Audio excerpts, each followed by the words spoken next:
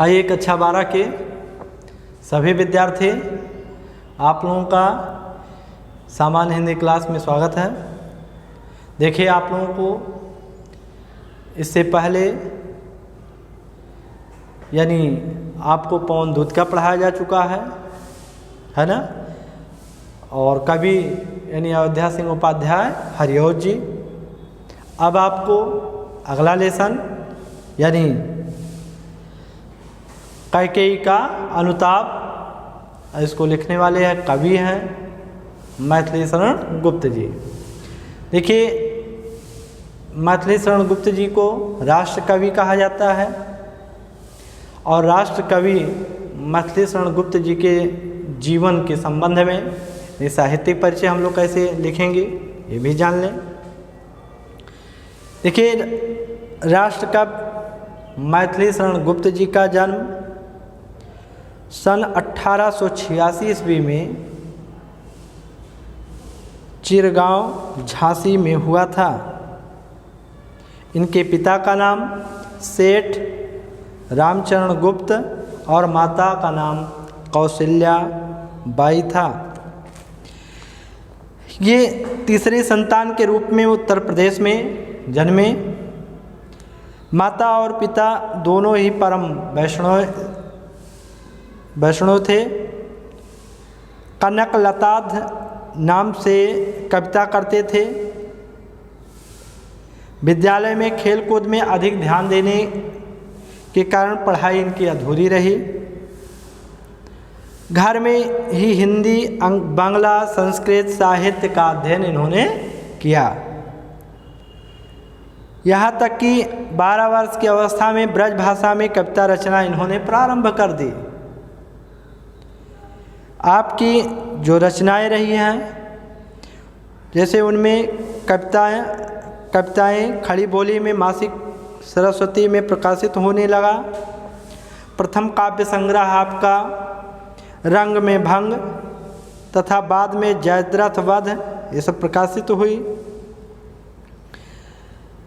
आपका जो है 1916-17 ईस्वी में महाकाव्य प्रकाशित हुआ, जो महाकाव्य था साकेत, है ना। उर्मिला के प्रति इसमें जो है उर्मिला के प्रति उपेक्षा भाव इस ग्रंथ में दूर किए गए हैं। और इसके बाद अन्य ग्रंथ में पंचवटी आदि सन 1931 में पूर्ण किए गए। 12 दिसंबर 1964 ईस्वी में हृदय गति रुक जाने के कारण इनकी मृत्यु हो गई। यानी 1886 में जन्मे, 1964 में इनकी मृत्यु हो गई। साहित्य के संबंध में कि साहित्य में आपने योगदान क्या दिया, तो साहित्य में आप लिखेंगे कि राष्ट्र कवि मैथिली शरण गुप्त जी कानपुर से प्रताप नामक समाचार पत्र निकलने वाले निर्भीक पत्रकार गणेश शंकर विद्यार्थी के मिलने का केंद्र बिंदु प्रताप प्रेस से ही रहा करता था। कलम की वार से दोनों साहित्यकार देश को आज़ादी दिलाने के प्रयास में लगे थे। दोनों महापुरुष विशाल हृदय की संवेदना वाले थे। इस तरह से हम ये कह सकते हैं कि काव्य के क्षेत्र में उन्होंने अपनी लेखनी से संपूर्ण देश में राष्ट्रभक्ति की भावना को जगाने का काम किया है। इसलिए साहित्य में भी आपका महत्वपूर्ण योगदान है।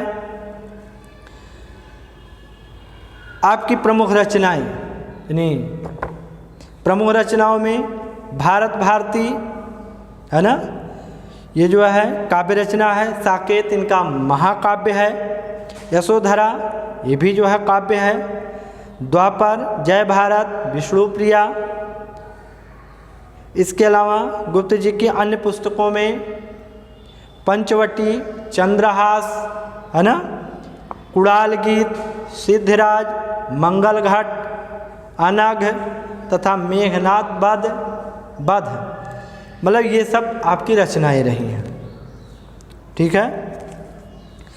देखिए, आपको जो पढ़ाया जा रहा है कैकेयी का अनुताप, देखिए, कैकेयी का अनुताप का अर्थ होता है कैकेयी का पश्चाताप। अब आप अच्छी तरह से जानते हो, कहानी सुने भी होंगे कि अयोध्या में राजा दशरथ की 3 रानियां, कौशल्या, कैकेयी और सुमित्रा। तो कैकेयी रानी जो है वो भरत जी को अयोध्या का राजपाट और श्री रामचंद्र जी को 14 वर्ष का वनवास मांग लिया था अपने वर के रूप में। ये बात मतलब इस तरह से मतलब हुई कि इससे पूरे अयोध्या में खड़मंडल मच गया। राजा दशरथ के प्राण पखेरु उड़ गए।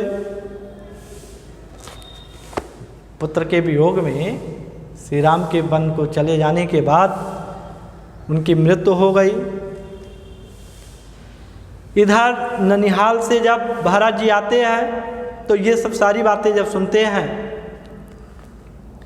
कि मेरी माता के द्वारा यह सब किया गया है, तो वो अपने माता का परित्याग कर देते हैं, यानी माता कैकेयी का परित्याग कर देते हैं।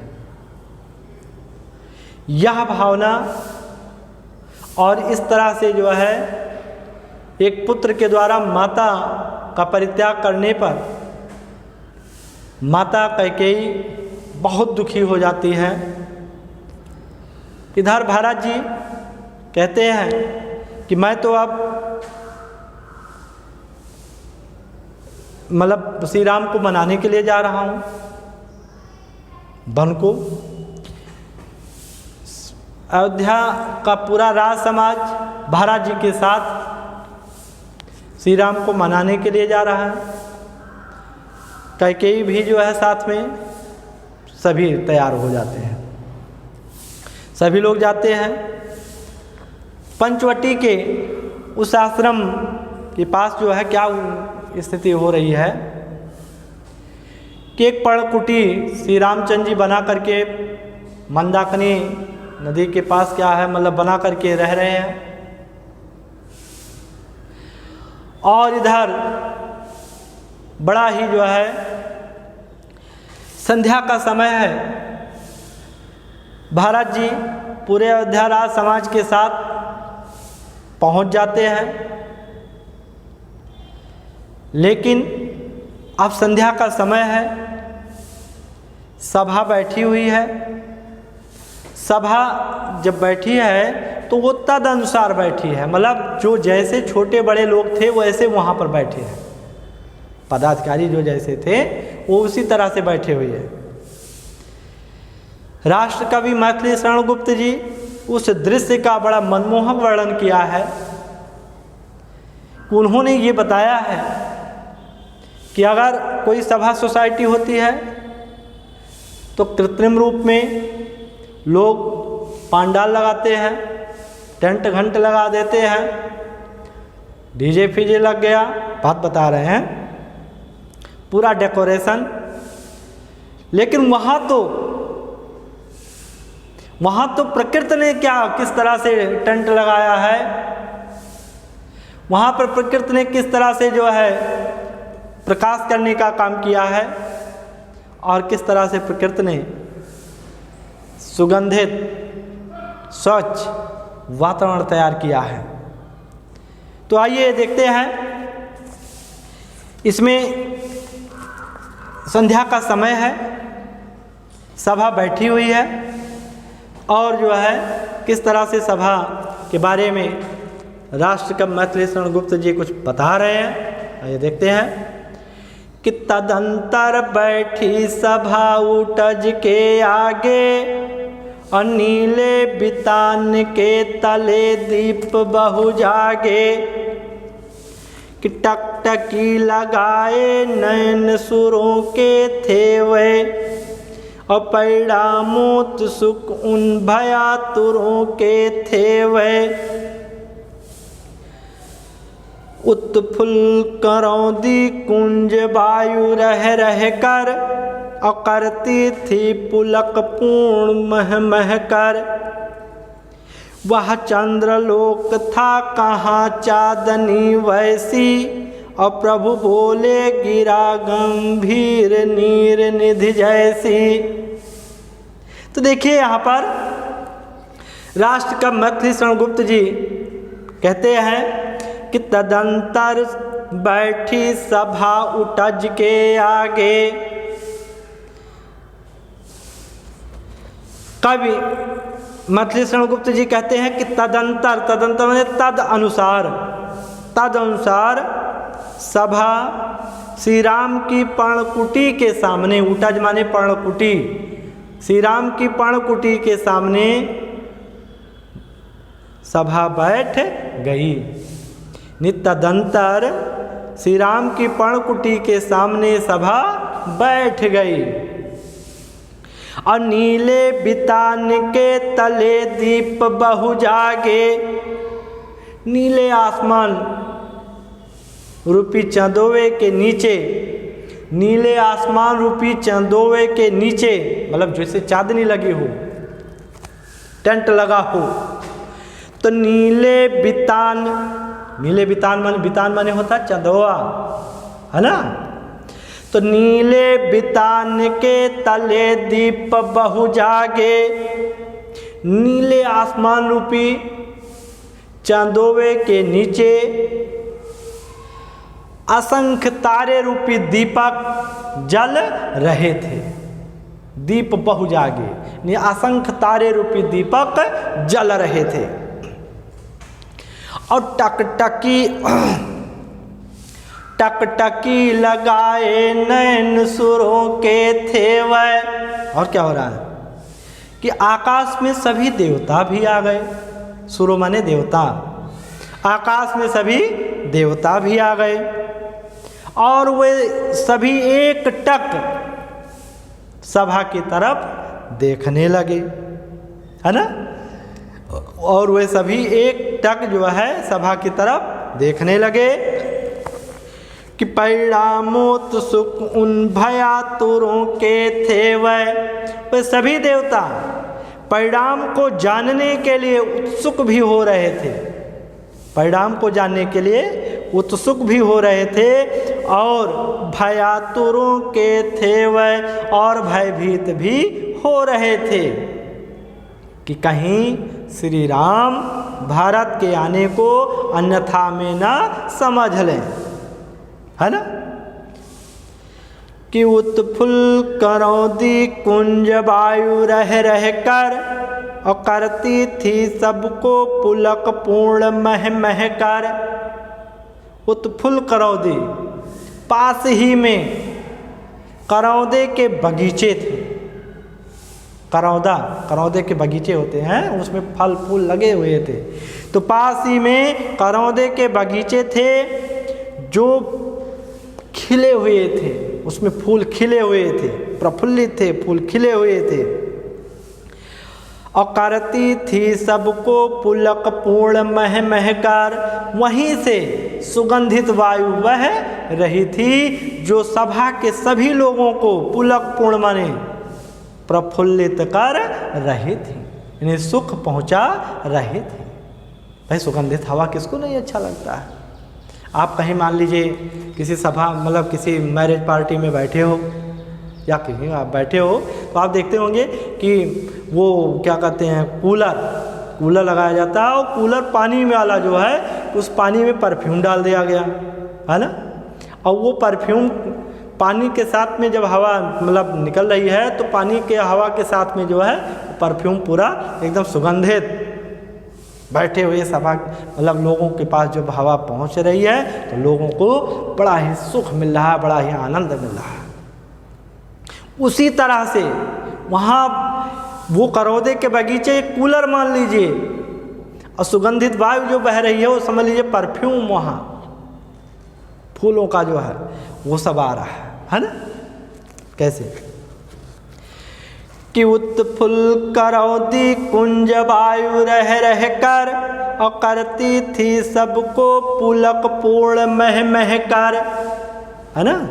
कि पास ही में करौदे के बगीचे थे जिसमें फूल खिले हुए थे और वहाँ से सुगंधित वायु बह रही थी जो सभा के सभी लोगों को प्रफुल्लित कर रही थी कि वह चंद्रलोक था कहाँ चांदनी वैसी, और प्रभु बोले गिरा गंभीर नीर निधि जैसी।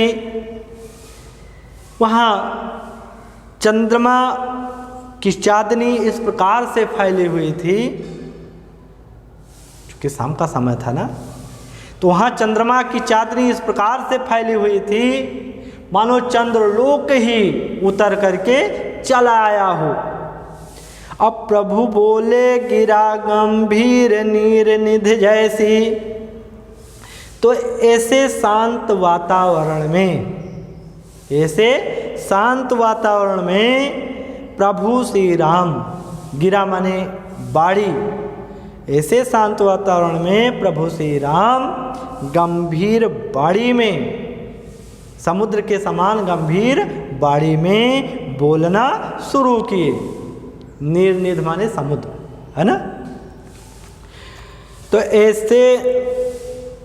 ऐसे जो है शांत वातावरण में प्रभु श्री राम गंभीर बाड़ी में समुद्र के समान बोलना प्रारंभ किए। बात इतनी समझ में आई। अब क्या हो रहा है इसको आप यहाँ पर ये देख लें कि इसमें आपको लिखना क्या है, कैसे कैसे आपको क्या लिखना है, हम आपको बता दे रहे हैं। देखिए, इसमें आपको संकेत देना है, चूँकि बहुत बार ये पूछा जा चुका है। संकेत आप दे दीजिए।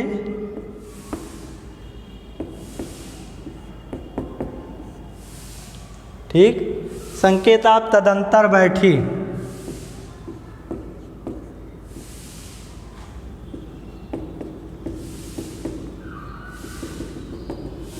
डैश डैश डैश, ठीक है।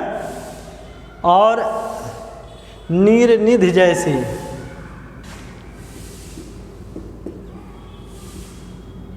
नीर निधि जैसी, नीर निधि जैसी।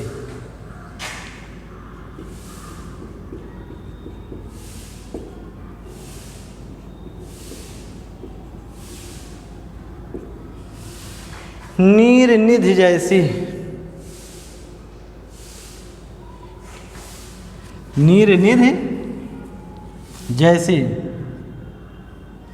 ये जो है संकेत हो गया। इसके बाद आप क्वेश्चन यहाँ पर लिखते चले जाएं आप, है ना।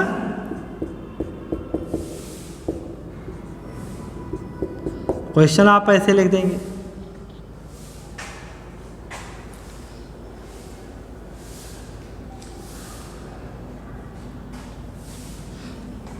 श्री राम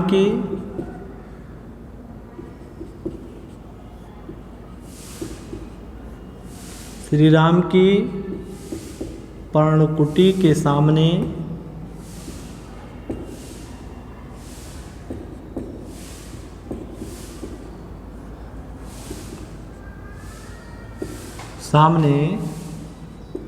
क्या बैठ गई। अब आप उत्तर दीजिएगा, श्री राम की पर्णकुटी के सामने क्या बैठ गई। तो उत्तर आप जान ही रहे हो, अभी हमने आपको पढ़ाया है।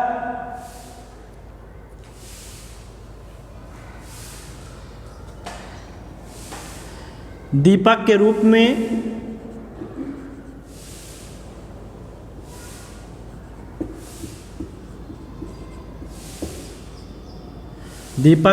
में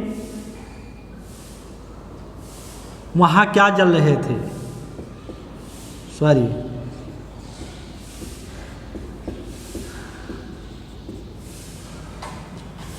दीपक के रूप में वहाँ क्या जल रहे थे।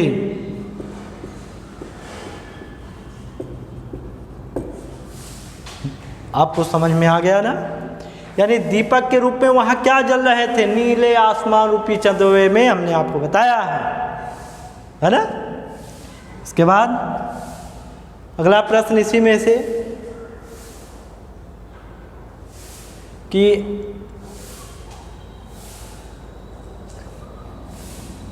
आकाश में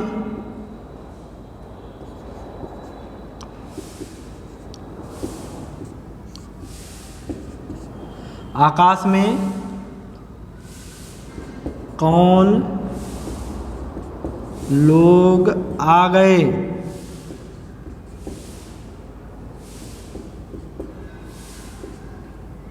आकाश में कौन लोग आ गए? तो आप उत्तर दे दीजिएगा। रेखांकित आप दे दीजिए, रेखांकित कर दीजिएगा कि तदंतर बैठी सभा उटज के आगे, नीले बितान के तले दीप बहु जागे, है ना। टकटकी लगाए नयन सुरों के थे वह, परिणामोत्सुक उन भयातुरों के थे वह। ये 4 लाइन आप अंडरलाइन कर दीजिए, यानी रेखांकित कर दीजिए। तो रेखांकित अंश की व्याख्या कीजिए।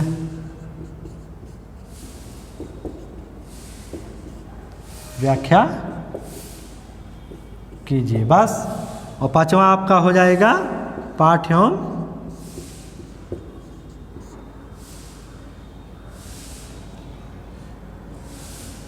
पाठ का शीर्षक एवं कवि का नाम।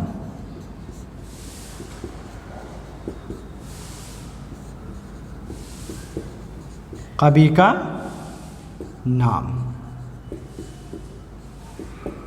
ऐसे आपको लिखना है। तो रेखांकित आप कर लिए होंगे और ये 5 क्वेश्चन आप लिख करके कंप्लीट रखिएगा और व्हाट्सएप पर डाल दीजिएगा। ठीक है, ओके, धन्यवाद।